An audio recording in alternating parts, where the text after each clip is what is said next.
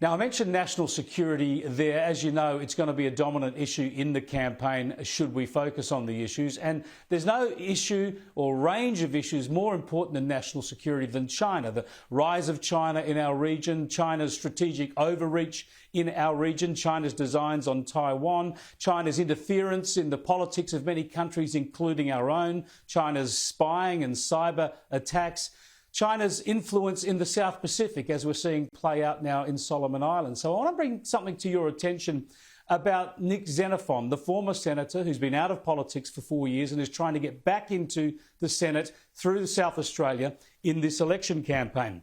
He has spent some of the last 4 years working for Huawei. Huawei, the Chinese giant company that was ruled out of working on our NBN project or on or on the 5G project because of national security concerns.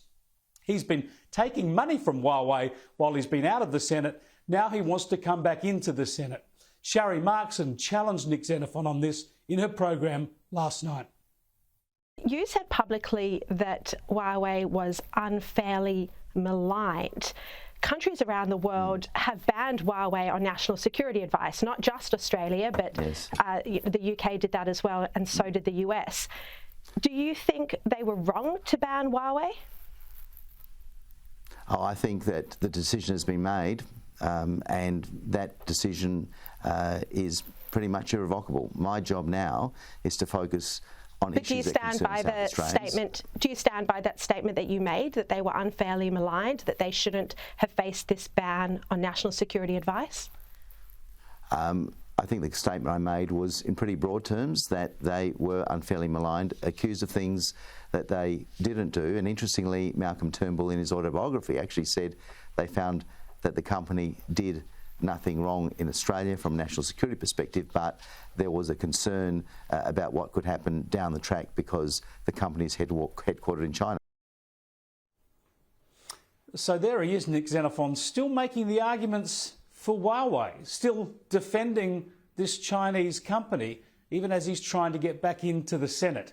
Fascinating stuff. Here's more of that Sharri Markson interview. The national security advice was that Huawei was a state-owned company with clear links to the Chinese government and that it should be banned from operating in Australia, and you disagreed with this.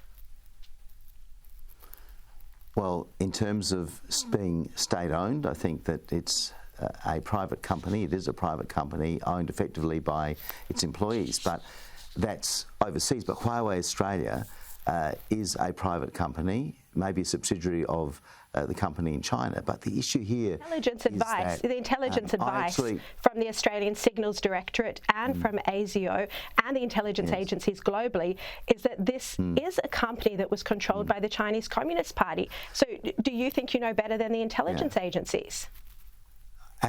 No, I don't. But what I do know is that I support the bipartisan approach of the coalition, of the Labor Party on national security issues.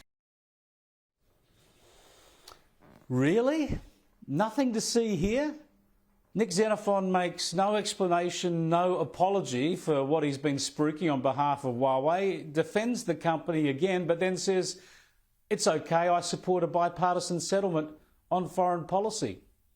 This is a real worry. Fascinating interview there by Sharri Markson. I'll have more on this issue tomorrow night.